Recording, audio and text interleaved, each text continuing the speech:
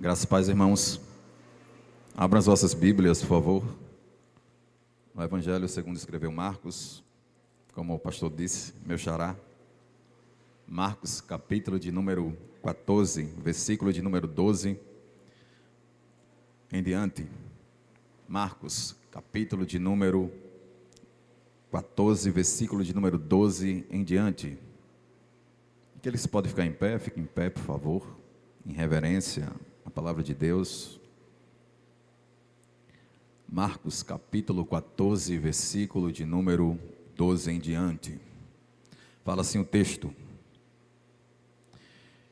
E no primeiro dia da festa dos pães asmos, quando se fazia o sacrifício do cordeiro pascual, disseram-lhe seus discípulos: Onde queres que vamos fazer os preparativos para comeres a Páscoa? Então enviou 2 dos seus discípulos, dizendo-lhes: Ide à cidade e vos sairá ao encontro um homem trazendo um cântaro de água. Segui-o e dizei ao dono da casa, onde ele entrar, que o mestre pergunta: Onde é o meu aposento, no qual hei de comer a Páscoa com os meus discípulos? E ele vos mostrará um espaçoso cenáculo mobilado e pronto. Ali fazei os preparativos. Saíram, pois, os discípulos, foram à cidade e, achando tudo como Jesus lhes tinha dito, prepararam a Páscoa. Ao cair da tarde, foi com os 12, quando estavam à mesa e comiam. Disse Jesus: Em verdade vos digo que um dentre vós, o que come comigo, me trairá. E eles começaram a entristecer-se e a dizer-lhe, um após outro: Porventura sou eu?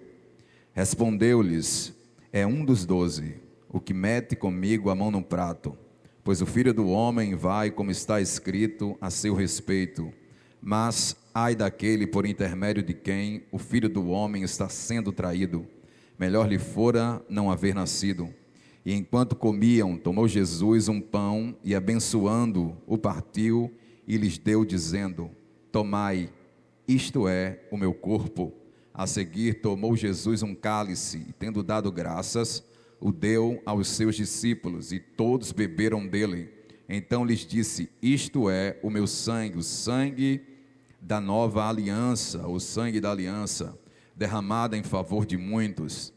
Em verdade vos digo que jamais beberei o fruto da videira até aquele dia em que o hei de beber novo no reino de Deus. Tendo cantado o hino, saíram para o Monte das Oliveiras. Amém, meus irmãos? Pode sentar.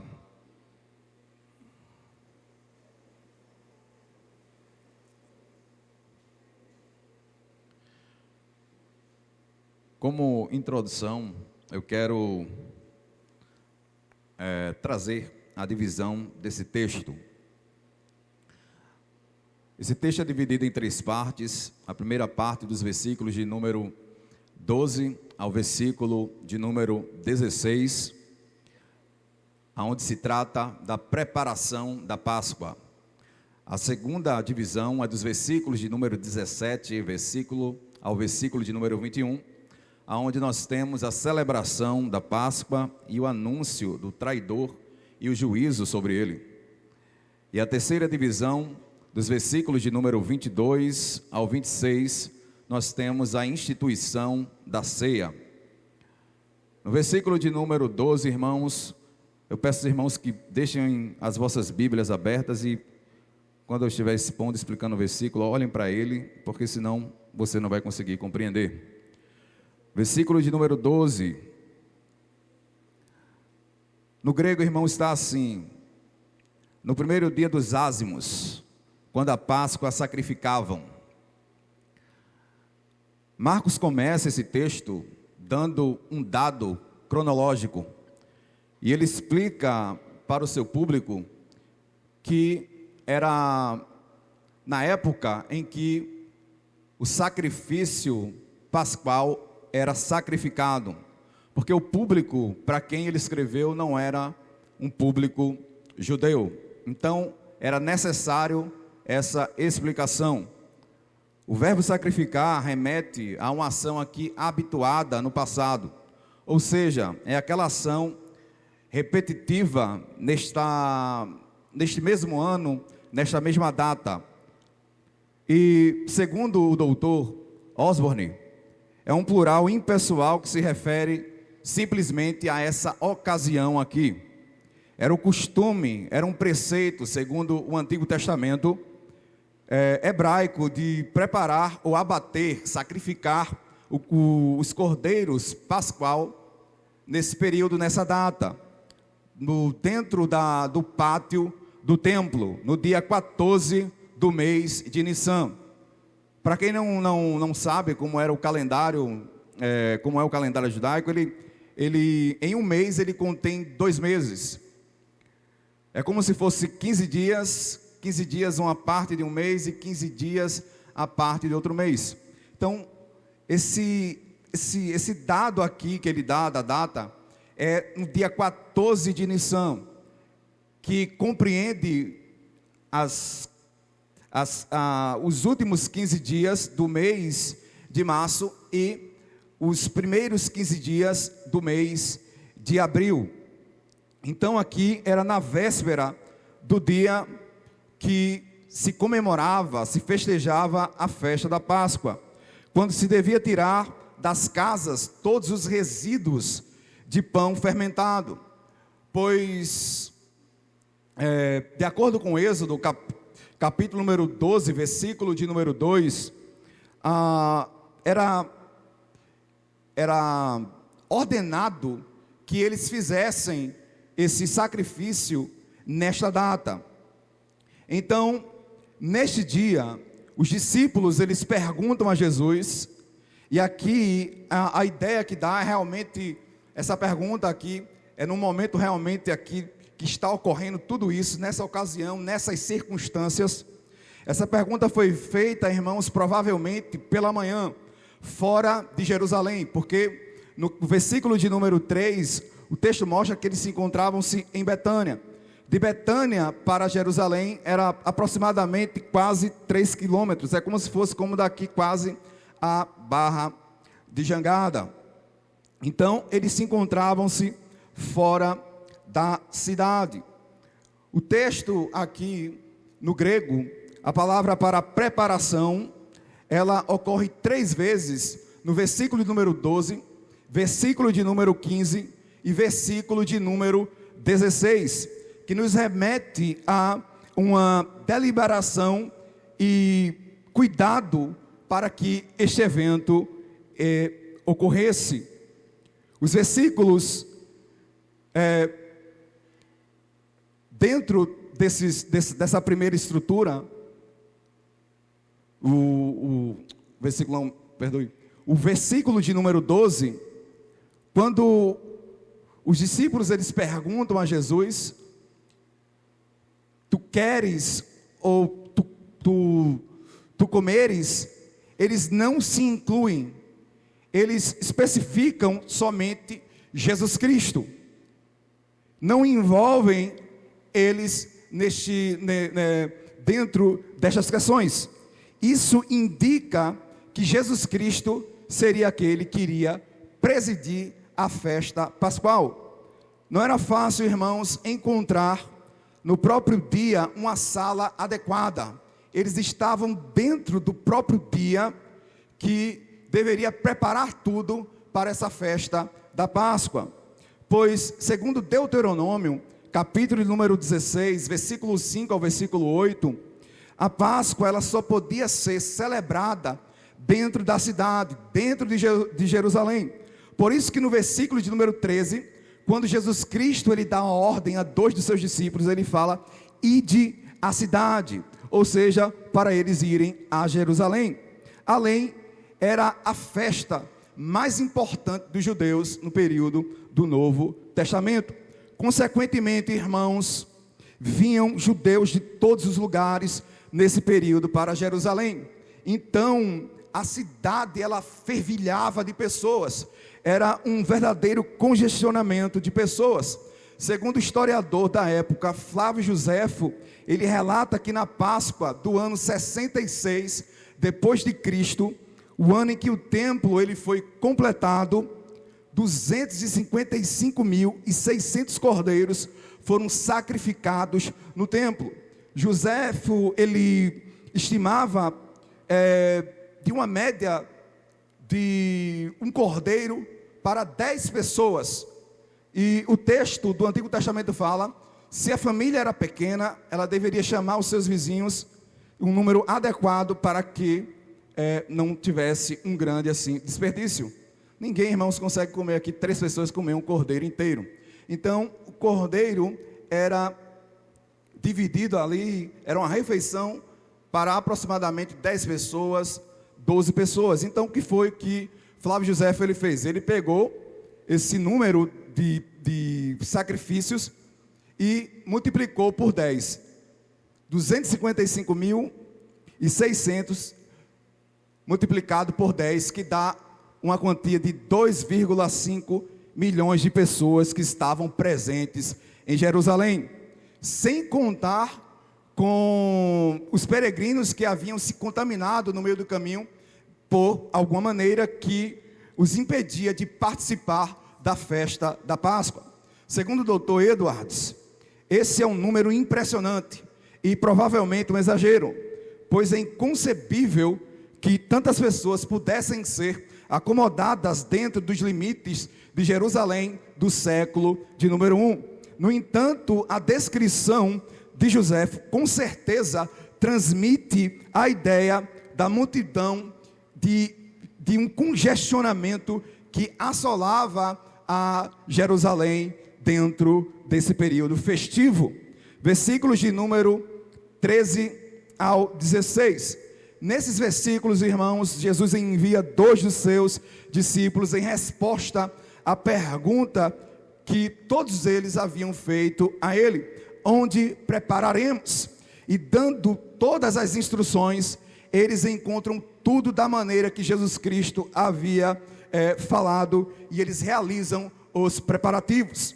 O versículo de número 13 fala assim: e então ele envia 2 dos seus discípulos, assim como Jesus havia enviado seus discípulos em dupla, já anteriormente, no capítulo número 6, versículo número 7, em missão, e também para buscar o jumentinho, no capítulo número 11, versículo de número 1, agora ele envia 2 discípulos de Betânia para Jerusalém, para fazer os preparativos desta festa.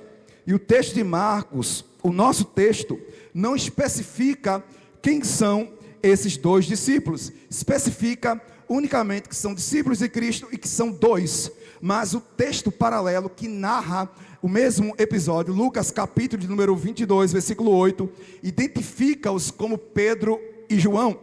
No versículo de número 13 ainda, olhe para a sua Bíblia, dizendo-lhes: ide à cidade e vos sairá ao encontro um homem trazendo um cântaro de água. Versículo de número 14, seguiu e dizei ao dono da casa onde ele entrar.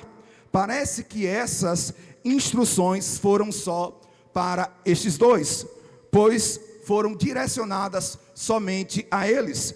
Em segundo lugar, o conteúdo das informações são secretas, pois não é especificado o nome do homem que carregará o pote de água, nem é especificado a casa aonde eles deveriam ir, e também não é especificado o nome do dono da casa. E também, quando aquele homem viesse ao encontro deles, eles não deveriam falar com ele. A única coisa que eles deveriam fazer era segui-lo. E quando chegassem na casa, aí eles falariam com o dono da casa. Tudo isso, irmãos, provavelmente porque nos versículos de número 1, versículo 2, versículo 10 e versículo de número 11, os principais sacerdotes e os escribas, eles estavam procurando prender Jesus Cristo para matá-lo. E Judas já havia feito um pacto com ele para entregar Jesus Cristo. Mas o Senhor dá um sinal de identificação.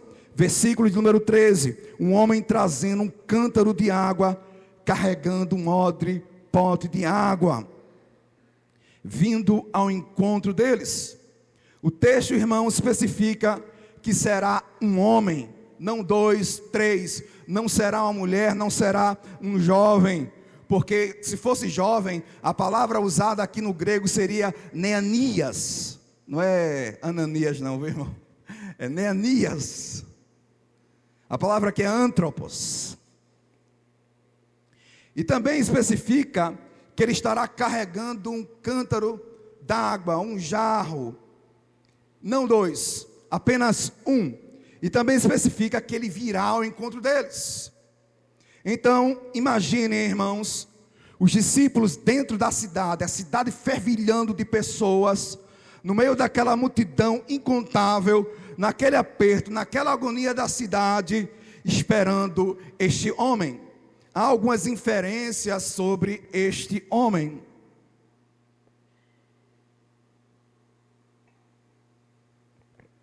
A primeira inferência é: um homem carregando água seria algo que chamaria atenção, porque essa era uma tarefa normalmente realizada pelas mulheres. Segundo lugar, era também uma tarefa normalmente realizada pelos escravos. Terceiro lugar, poderia ser um essênio, pois os essênios, eles não admitiam mulher na comunidade. Então, era eles mesmos que deveriam carregar a água. Em quarto lugar, como a cidade estava infestada de gente, então as mulheres não davam conta, logo os homens teriam que carregar. E em quinto lugar também há uma suposição que poderia ser o próprio Marcos, e que a casa era a casa de sua mãe, pois no versículo de número 15, o texto ali no grego traz a ideia de um cômodo que era no andar superior. E ainda traz consigo o adjetivo ali, mega no grego, que significa grande, um cômodo grande, uma sala grande. Era uma casa de quem era rico, que nos remete, irmãos, a Atos capítulo de número 1, versículo de número 13, o cenáculo onde eles estavam ali, reunidos, mais de 100 pessoas, perseverando em oração. Os moradores de Jerusalém tinham a obrigação moral de hospedarem os peregrinos durante as festas de peregrinação. Mas o caso de Jesus aqui, irmãos, é diferente. Note as expressões no versículo de número 15, veja aí na sua Bíblia. O texto fala um espaçoso ou um grande, no grego mega, cenáculo. Aqui, essa palavra aqui para cenáculo no grego é um aposento no andar superior, mobiliado e pronto. A singularidade está em que Jesus não recebeu uma sala qualquer, mas um privilégio impressionante. Sem fazer, irmãos, muitas perguntas, nem mostrar-se surpreso, ele os levaria para mostrar. Aqui no grego significa indicar, entregar. Então ele iria indicar o lugar e iria entregar para os dois discípulos. A sala é um grande salão, já mobiliado, era mobiliado com grandes almofadas, com tapetes e com jarros, com os talheres, tudo para eles realizarem a Páscoa. Tudo estava somente à espera de Jesus e dos discípulos. Pode ser que o homem com o pote de água conhecia os discípulos. Provavelmente, irmão, Jesus, ele conhecia o dono da casa. E provavelmente pode ser que ele era um dos discípulos de Jesus Cristo, porque o encargo que Jesus Cristo deu para eles resolverem o problema de acharem um lugar naquele dia para eles realizarem uma festa foi esse: cheguem lá e falem o mestre, ou seja, o mestre.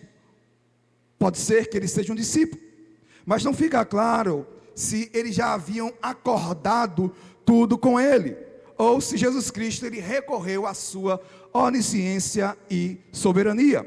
Por causa do paralelo que esse texto tem aqui, com aquele que o pastor Tiago ele já expôs aqui, quando ele falou sobre os dois discípulos que foram pegar o jumentinho, e ali Jesus Cristo ele usou as instâncias da sua habilidade de prever e controlar os eventos.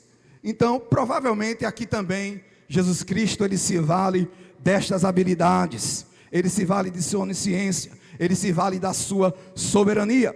Marcos cuida de destacar no versículo número 16, fala assim o texto: achando tudo como Jesus lhes tinha dito. Olha o que o texto fala, Marcos 16, achando tudo como Jesus lhes tinha dito. Ele destaca o cumprimento da palavra de Jesus, a realização das palavras de Jesus. Da mesma maneira que os antigos profetas de Israel, eles ofereciam um sinal como garantia do domínio divino em relação aos fatos e acontecimentos da história. Então, esse relato aqui, ele expressa essa realidade, ele expressa esses sinais, esses eventos. Jesus Cristo estava no controle dos fatos e dos acontecimentos que estavam ali acontecendo naquele momento histórico.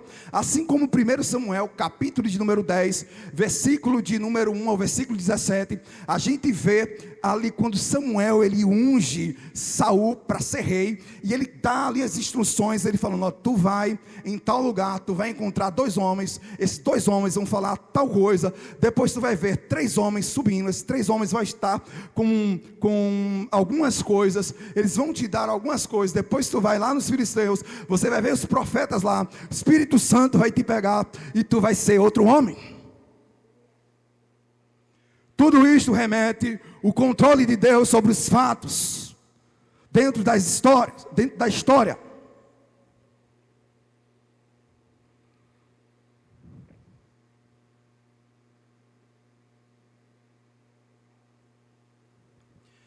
Marcos põe em destaque que é o próprio Jesus quem prepara a sua Páscoa, aquela Páscoa em que se realiza a plena libertação, a nova aliança em seu sangue.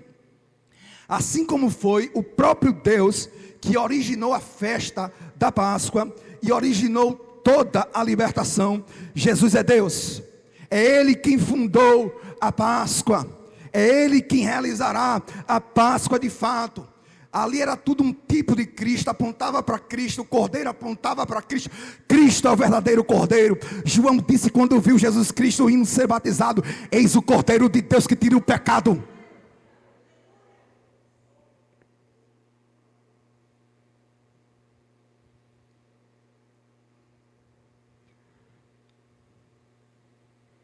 Cristo estava no controle de tudo. Não era os principais sacerdotes, não eram os escribas que estavam ali tramando como pregarem Jesus Cristo por meio de traição para prendê-lo e o matá-lo. Não era Judas com seu pacto com eles. Jesus Cristo estava no controle de tudo. E também não era Roma que estava no controle de todas as coisas. Quem estava no controle de todas as coisas ali era o próprio Cristo.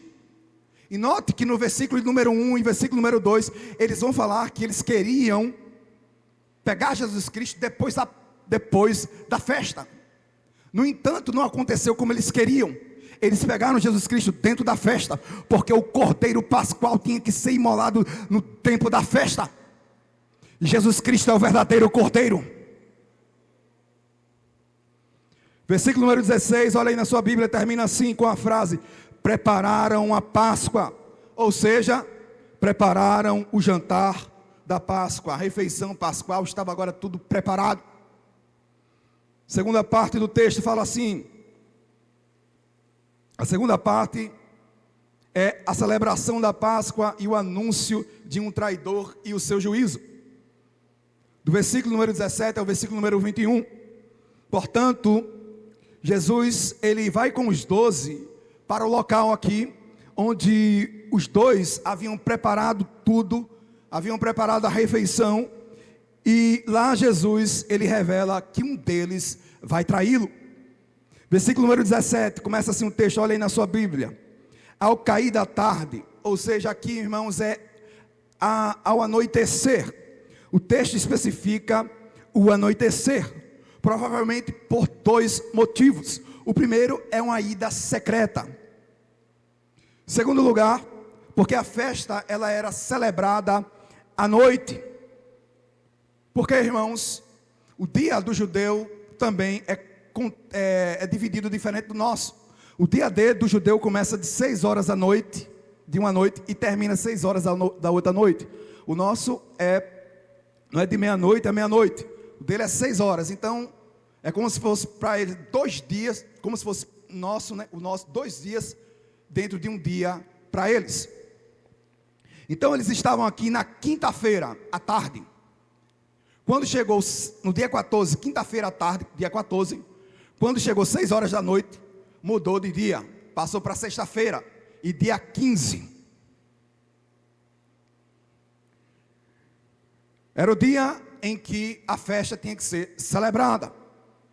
O texto também, irmãos, especifica que ele foi com os 12.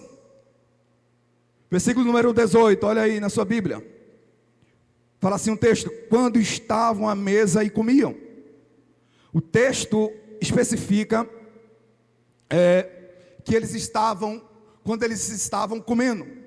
Mas, e aqui é comendo a ceia pascual. Mas não especifica qual era o momento, qual era a etapa em que eles estavam já dentro da celebração dessa festa.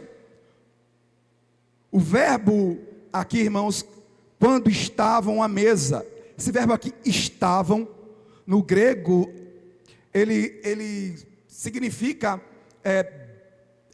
deitar, reclinar, estar deitado, especialmente à mesa. A palavra mesa, ela não se encontra-se dentro do texto no original, mas ele está implícito aqui, irmãos. Vale aqui fazer uma explicação como eram as mesas. As mesas, irmãos, eram baixinhas e as almofadas eram colocadas ao redor, tapetes eram colocadas ao redor. Eles se deitavam e se apoiavam com o cotovelo esquerdo e se serviam com a mão direita. Então, é essa cena aqui que é descrita. Segundo um doutor em Novo Testamento, fala assim: divergindo da noite da Páscoa do Egito, em que comeram de pé, Êxodo capítulo número 12, versículo número 11, até para os mais pobres, inclusive os escravos judeus, que tinham de ficar em pé durante as refeições, nesta noite era preciso arranjar acomodações para deitar. No jantar da Páscoa é necessário comer deitado, para mostrar que se passou da servidão para a liberdade. Quem costumava comer deitado eram os homens livres e importantes, e a Páscoa era uma festa que celebrava a libertação da escravidão do Egito. Outra observação, não era um momento de tristeza, mas um momento de alegria. Eles festejavam ali com júbilo, era um momento de festa, era um momento de júbilo, rememorar a maneira que Deus havia libertado o seu povo de maneira poderosa, através das 10 pragas, abrindo o mar vermelho e etc. O texto de Marcos, irmãos, não se importa muito de explicar como era a festa, segundo o doutor Edwards, mas ele relata apenas aquelas porções relevantes para a autorrevelação de Jesus. Ele se centra, irmãos, Marcos se centra na conversa que houve lá e em Cristo como o Cordeiro Pascual que cumpre a Páscoa de maneira total. Mas é bom, irmãos, nós explicarmos para que você possa ter uma compreensão melhor como era celebrada essa festa. Segundo o Dr. Osborne, essa refeição ela tinha 8 etapas. A primeira etapa era a bênção do vinho, era seguida de tomar uma taça de vinho. E aqui é vinho mesmo, irmãos. Não é suco.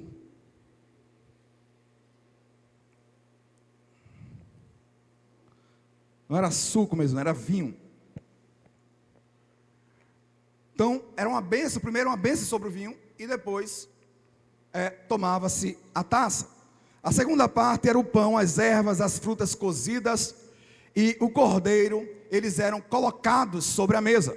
A terceira etapa dessa festa, depois que o filho, nesse caso, um dos discípulos de Jesus, perguntam por que essa noite é importante, o pai narra a história do Êxodo e louva a Deus pela redenção com a primeira parte dos salmos que eram cantados durante essa festa, os salmos de 113 a 118. Mas nessa primeira parte eles louvavam a primeira parte dos salmos 113 a 114. A quarta parte dessa festa era beber a segunda taça de vinho. Essa é estruturado em 4 taças de vinho. Nós estamos agora na segunda. A quarta etapa dessa festa, ela era beber a segunda taça de vinho. A quinta parte, o pão sem fermento é abençoado. E o pão aqui, irmãos, é um pão sem fermento. E a gente já sabe, sem fermento, então, não tinha como ele inchar. Quando você faz aquele bolo, né, você sabe, sem fermento, vai ficar parecendo uma panqueca, né? Então, o pão era tipo uma bolacha.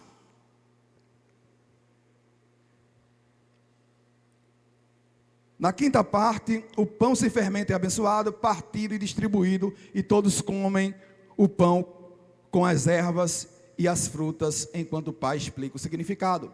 E é dentro dessa divisão aqui, dessa quinta parte aqui, que Jesus Cristo, quando Jesus Cristo, ele pega o pão e ele fala, ele quebra o pão, ele dá aos seus discípulos e ele fala, isto é o meu pão. É aqui que ele faz uma nova interpretação, ele faz a instituição da ceia com este elemento, com a nova interpretação. A sexta parte é a refeição propriamente dita. A sétima parte, no final da refeição, o pai abençoa a terceira taça de vinho e a família entoa a segunda parte dos salmos 115 a 118. Aqui, nessa terceira taça aqui, foi quando Jesus Cristo, ele também institui esse cálice, dando uma nova interpretação, falando que é o sangue dele derramado em favor de muitos, o sangue da nova aliança. E em último lugar, há uma quarta taça para se encerrar, uma última taça de vinho de encerramento da celebração. Jesus foi, irmãos, além destas explicações, e ele pega esses elementos, este ritual, e ele aplica esta refeição o significado da sua morte iminente. A sua morte iminente, que iria acontecer neste mesmo dia, na sexta-feira, seria o novo êxodo, seria a nova Páscoa, seria a libertação, de fato, do pecado. Versículo número 18, fala assim um texto, olha aí na sua Bíblia, versículo 18, disse Jesus, em verdade, aqui essa palavra no grego aqui é amém, ou amém, como nós falamos, em verdade vos digo que um dentre vós, o que come comigo me trairá.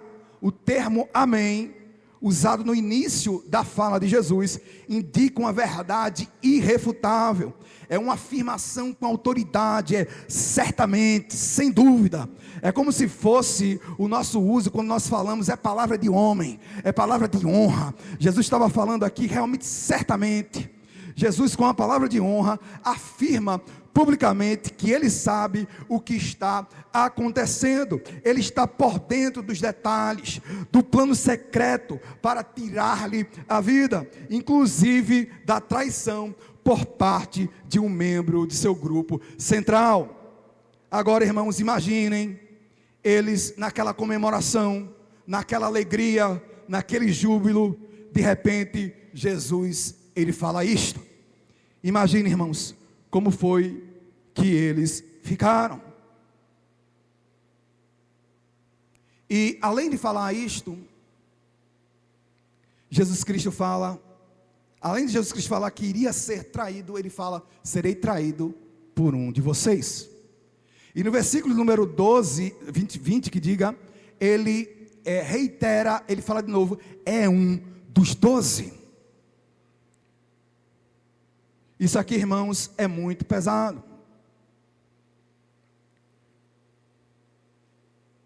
Era algo extremamente monstruoso.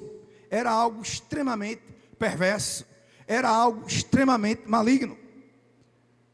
Pois Jesus fala, é um dos 12. O que come comigo, no versículo 18. Versículo número 20. O que mete a mão comigo.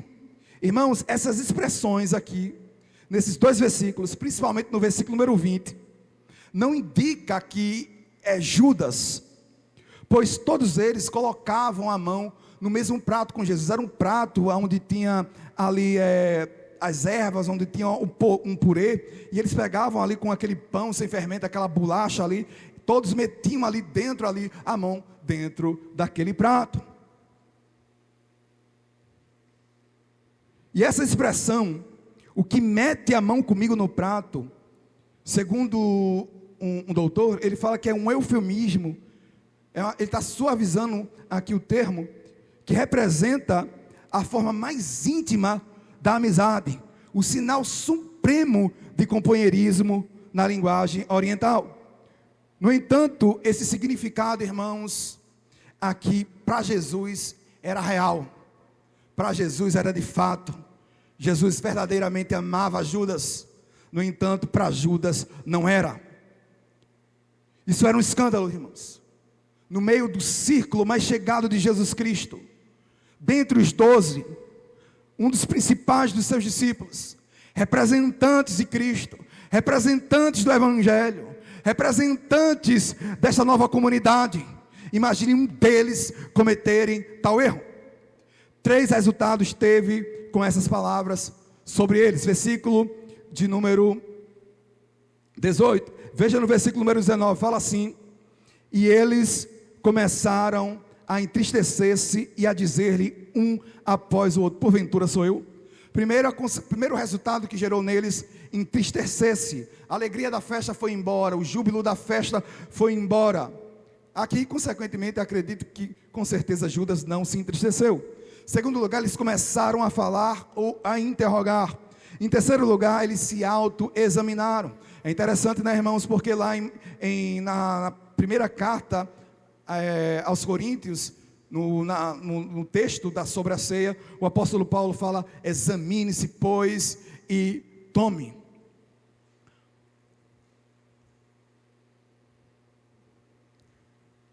Então, irmãos, alguns comentadores vão falar que não significa aqui uma interrogação, mas significa uma afirmação. Saiu afirmando aqui, um por um, falando: não sou eu. Não sou eu. Até o triste do Judas chegou e disse: não sou eu. Mas, no versículo número 20, não esclarece que é Judas. Jesus Cristo, ele deixa a ambiguidade no ar. A única coisa que ele afirma é que é um dentre eles. É um, não é 2, não é 3, é um. E realmente foi Judas. Mas depois, quando a gente vê todos eles nos capítulos, nos textos subsequentes, todos eles abandonaram a Jesus. Todos nós, irmãos, repetimos essa frase. Todos os cristãos, ao longo da história, repetem essa frase: não serei eu, não sou eu. E nós caímos, nós falhamos, nós erramos de N formas, de N maneiras. Se não for, irmãos, a graça de Deus em nós, se não for a graça de Deus na sua vida, ai de você, ai de mim, ai de cada um de nós, irmãos. É a graça de Deus que nos sustenta, é a graça de Deus que tem te sustentado. Versículo número 1 fala assim: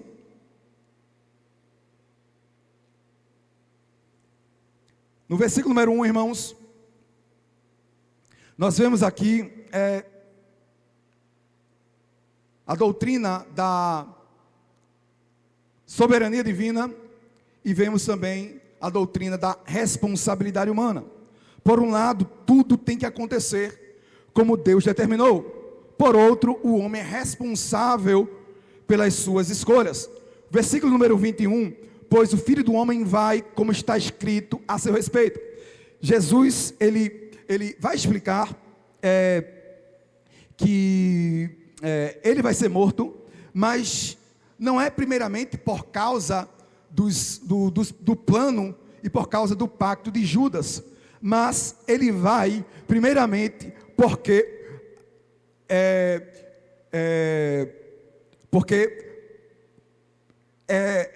ele usa a expressão, como está escrito. Eu irei morrer, tudo isso irá acontecer comigo, porque está escrito. Ou seja, tudo havia sido decretado por Deus para o que iria acontecer com Cristo. Cristo, irmãos, é o cumprimento de todo o Antigo Testamento. Ele tinha que morrer para salvar a sua noiva. Lá na carta de Paulo aos Efésios, se eu não me engano, o texto fala que os maridos devem amar as mulheres como Cristo amou a igreja. Cristo morreu por quem, irmãos? Pela sua igreja. O marido deve amar suas esposas como quem Cristo amou a igreja, dando a sua vida pela sua noiva. Mas, versículo número 1 fala assim ainda: mas ai daquele por intermédio de quem o Filho do Homem está sendo traído, melhor lhe fora não haver nascido. Não é porque estava dentro do decreto de Deus que teria que acontecer, que livra Judas de sua culpa. Ele agiu de acordo com a maldade de seu coração. No entanto, mesmo o homem em sua maldade, Deus governa ele, Deus direciona ele para que os seus planos e os seus propósitos possam ser cumpridos. Versículo número 21 ainda fala assim: melhor lhe fora não haver nascido. Nessa frase, irmãos, eu concordo com o Dr. Paul. Aqui não se está falando da sua morte eterna, mas da sua vida desgraçada, separada de Deus e desperdiçada. O judaísmo, irmãos, aplicava esta expressão com frequência aos pecadores, de modo que Judas não é declarado aqui um pecador especial. Todas as pessoas que vivem no pecado, todas as pessoas que vivem sem Deus, seria melhor que essa pessoa não existisse. É isso que esse texto fala. Seria melhor que essa pessoa não existisse, porque o seu fim, irmãos, será terrível. A sua vida, a vida sem Cristo é uma vida desgraçada. A vida sem Cristo é uma vida desperdiçada. Então, se você vive sem Cristo, hoje é o seu dia de se arrepender dos seus pecados. Hoje é o seu dia de se voltar para Ele. Hoje é o seu dia de jogar essa mala de pecado para trás. Terceiro lugar, para nós encerrarmos, a instituição da ceia. O episódio da refeição passa da traição profunda para a intimidade profunda, segundo Mailer. Versículo número 22 fala assim: enquanto comia, olha para a sua Bíblia, enquanto comia, ou seja, enquanto continuavam a comer a refeição pascual. Versículo número 22, tomou Jesus um pão. Marcos descreve aqui o quinto momento da refeição pascual, quando ele pega o pão. Agora, ele dá detalhes de como o pai de família, Jesus, dirige a refeição, dando a bênção, repartindo o pão, distribuindo e dando um novo sentido. A palavra grega aqui, irmãos, para essa palavra abençoando, é o verbo, é o logessas, que significa abençoando, tendo dado graças, tendo falado uma bênção. De acordo com a tradição rabínica, essa bênção era esse pronunciamento. Bendito és, ó Senhor Deus, Rei do universo, que fazes surgir o pão da terra.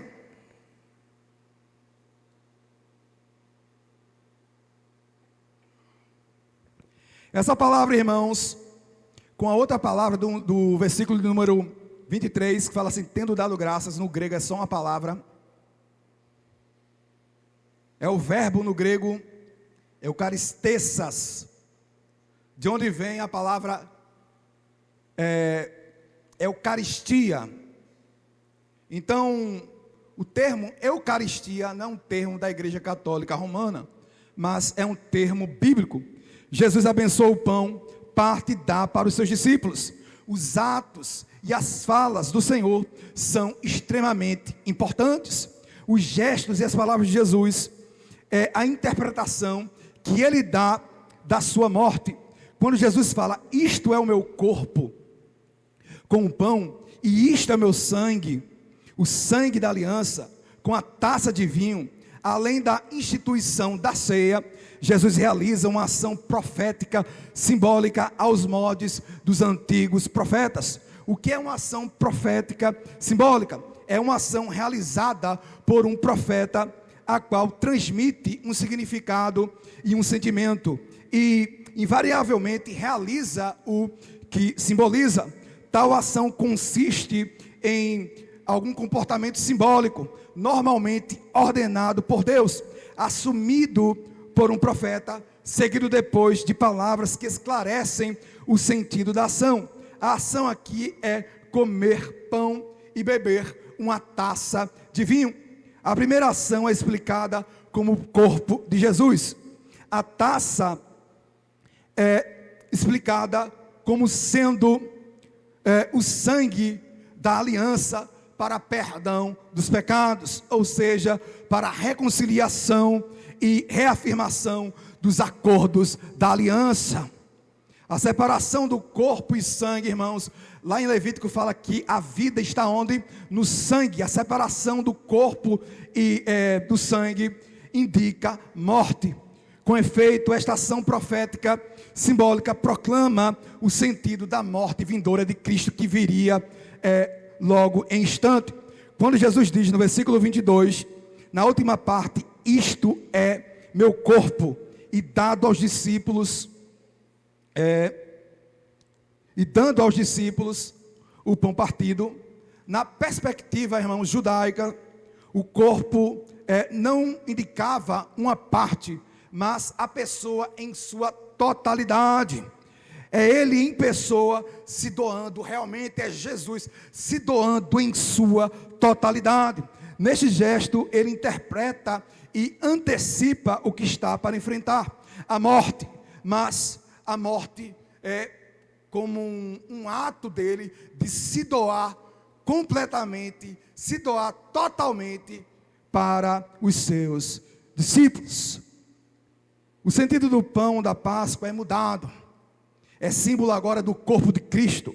E o sentido do cálice também é mudado. É símbolo agora do sangue do Cordeiro Pascual de fato, e não de um animal simbólico. É o sangue verdadeiramente do Filho de Deus. É o sangue da nova aliança. É o sangue do novo contrato feito, estipulado com Cristo. Versículo número 24 fala assim: derramando em favor de muitos. O texto não especifica, irmãos, que Jesus Cristo derramou o seu sangue por todos, mas muitos.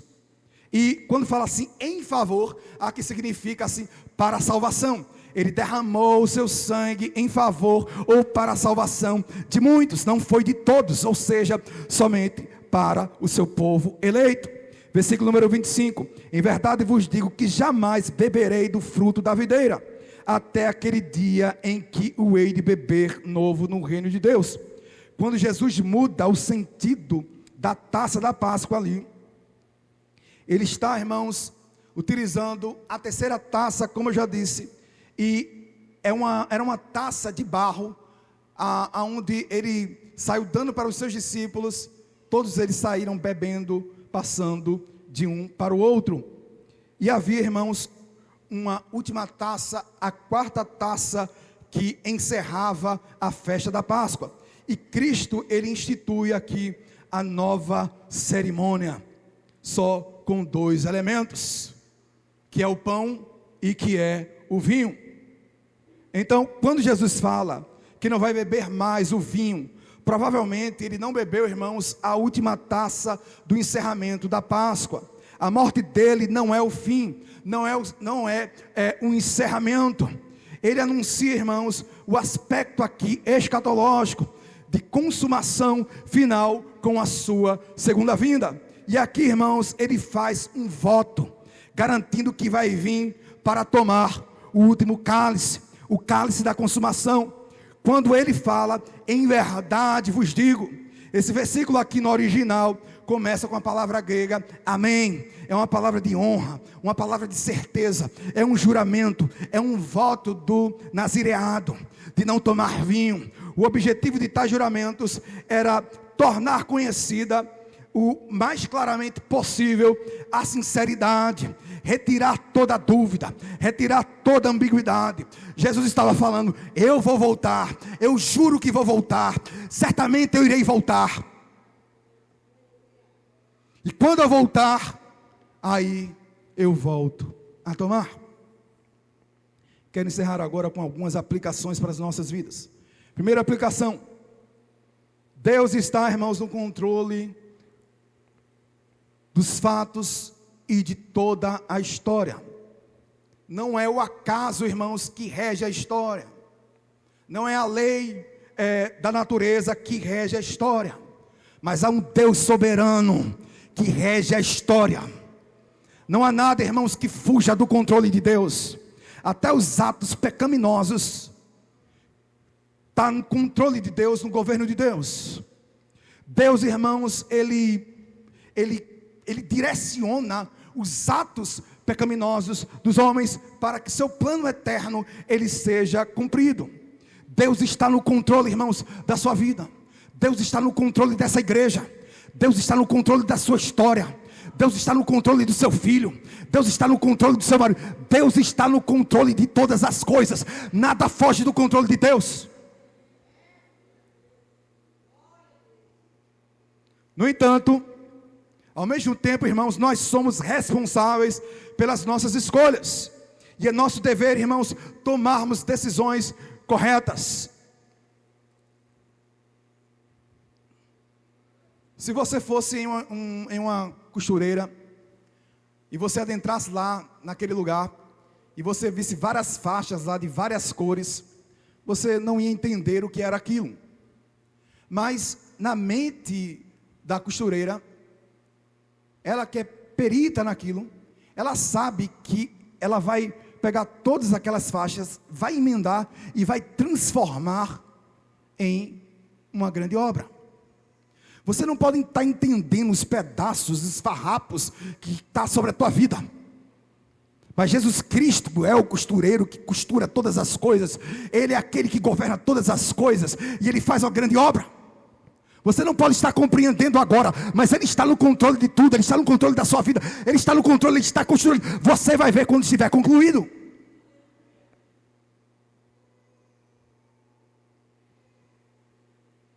Segundo lugar,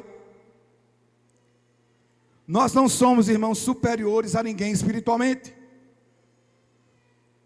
Você não é superior a Judas. Você não é superior a qualquer pecador. O que tem te sustentado é a graça de Deus. O que tem feito você perseverar é o próprio Deus. Porque se Deus não fizer você perseverar, você não consegue. Se Deus te soltar,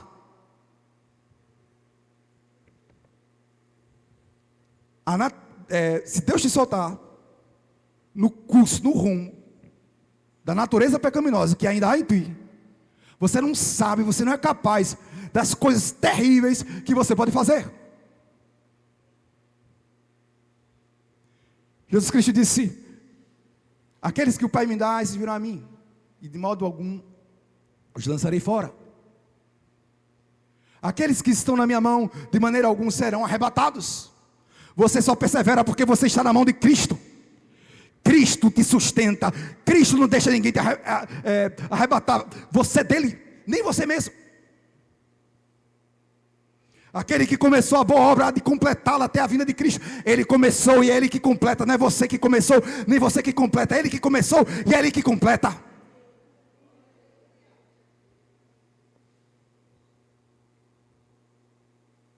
No entanto, irmãos, aqui também nós temos participação. Porque a santificação e a preservação, ela é algo sinergística. Nós cooperamos com Deus. E nós temos que colocar os meios que Deus estabeleceu, os meios de graça em prática. Quais são os meios de graça? Oração, congregar, aqui está aqui, irmão. Você está aqui, Deus está te enchendo do Espírito, Deus está te fortalecendo, Deus está te alimentando, Deus está te erguendo.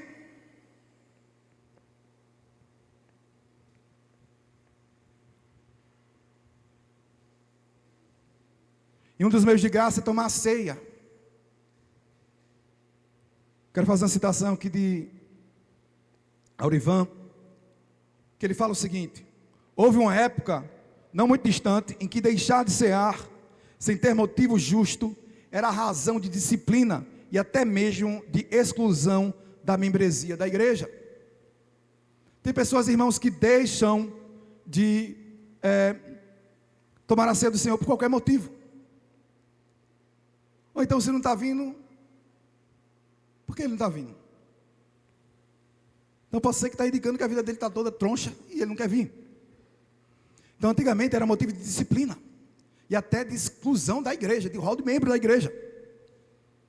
A verdade, porém, é que muitos cristãos ignoram a convocação de Deus e dão as costas para a mesa do Senhor, repetidas vezes, sem que haja uma só justificativa.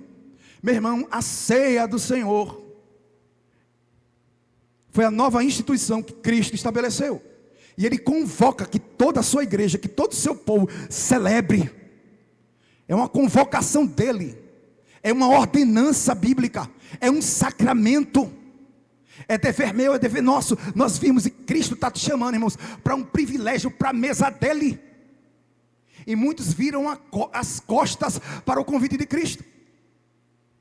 Se uma pessoa milionária te chamasse para ir para um banquete na casa dele, será que você virava as costas? Aquele que é infinitamente rico, ele te chama para o banquete dele. A mesa é do Senhor. A ceia é do Senhor, não é do pastor, não é dos oficiais. A mesa é do Senhor. E aí Ele alimenta a sua igreja, quando a sua igreja participa da ceia. Quando Jesus Cristo disse: isto é meu corpo, tomai, comei.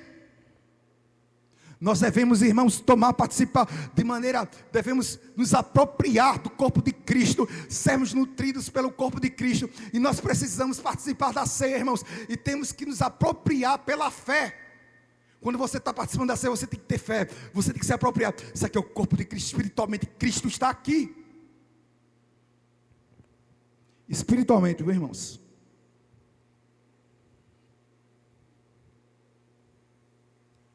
Certa vez, irmãos, perguntaram a John Stott qual era o segredo assim da sua vida espiritual. Ele disse: eu oro e leio a Bíblia, vou à igreja e tomo a ceia. Em último lugar, irmãos, Cristo praticava a comunhão com os seus discípulos através de momentos de refeições. Esta prática, irmãos, é algo memorável. É algo edificante, irmãos, para a comunhão. É um momento de alegria. Precisamos, irmãos, nos reunir sairmos juntos em momentos de jantar, em momento de almoço. Temos que estreitar, irmãos, nossos laços como irmãos. E não há, irmãos, um momento melhor do que uma mesa cheia de comida. E crente gosta de comer, né? Já falaram, crente come. Pensa um momento bom, irmãos. Nós precisamos, irmãos. Precisamos fazer isso. Você precisa fazer isso com a sua família. Nós precisamos fazer um com os outros e sair, irmãos, só do nosso grupinho, fazer com outras pessoas também. Tem pessoas que só fazem com aquelas sempre. Está na hora de fazermos com outros também, irmãos. Isso é edificante para nós. Precisamos celebrar juntos, irmãos. Cristo celebrava junto. Cristo tinha esse momento com seus discípulos. Precisamos, irmãos, juntar esses laços. Amém, meus irmãos? Quero orar em nome do Senhor Jesus, entregar para o nosso pastor Tiago. Senhor nosso Deus, Senhor nosso Pai, muito obrigado, Deus, por esse momento. Obrigado, Deus, pela Tua palavra, que o Senhor nos ajude, Deus, a vivermos essa realidade. Nos ajude, Deus, a cada dia, Deus, nos apropriarmos do que o Senhor fez, Deus, por nós. Obrigado, Senhor Jesus Cristo, por tudo. Toma as nossas vidas, ó Pai, nas Tuas mãos. Toma essa igreja nas Tuas mãos. Obrigado, Deus, pelo Senhor estar no controle de tudo. Obrigado, Deus, por estar nos sustentando com a Tua graça. Obrigado, Santo Deus. Obrigado, Deus, nos ajude, Deus, a termos comunhão um com os outros. Nos ajude, Deus, a termos momento de banquetes aqui, um com os outros. Saímos para jantar, estreitarmos os laços. Somos uma família, a família do Senhor. Ó Santo Deus. Em nome do Senhor Jesus. Toda a igreja diga amém. Pastor Tiago. Amém.